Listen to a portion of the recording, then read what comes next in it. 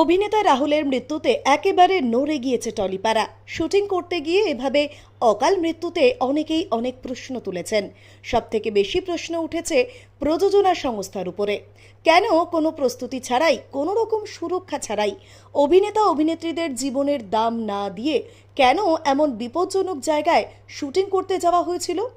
উঠতে থাকা এই ধরনের নানাবিধ প্রশ্নের মাঝে এখন এই ধারাবাহিকের ভবিষ্যৎ কি হবে তা নিয়েও প্রশ্ন উঠতে শুরু করেছে। যদিও এই ধারাবাহিকের গল্পে রাহুল জড়িয়ে রয়েছে, তাই এখনও এই সিরিয়ালের ভবিষ্যৎ রাহুলের মৃত্যুর মতোই ধোঁয়াশা রয়ে গিয়েছে। তবে এদিকে আবার এই ঘটনার জেরে বন্ধ হলো লীনা গঙ্গোপাধ্যায়ের ম্যাজিক মোমেন্টসের আরও এক সিরিয়াল চিরসখার শুটিং। চিরসখার অভিনেতা সুদীপ মুখোপাধ্যায় জানান, ভোলে বাবা পার করেগা এবং চিরসখা পাশাপাশি দুটো ফ্লোরে শুটিং হতো।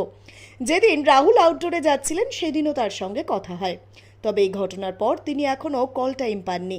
যদিও তার কথা এই ধারাবাহিকে রাহুল ছিল না, তাই বন্ধ হওয়ার কোনো কারণ নেই। তাদের ধারাবাহিকের শুটিং কয়েকদিনের মধ্যেই আবার শুরু হয়ে যাবে।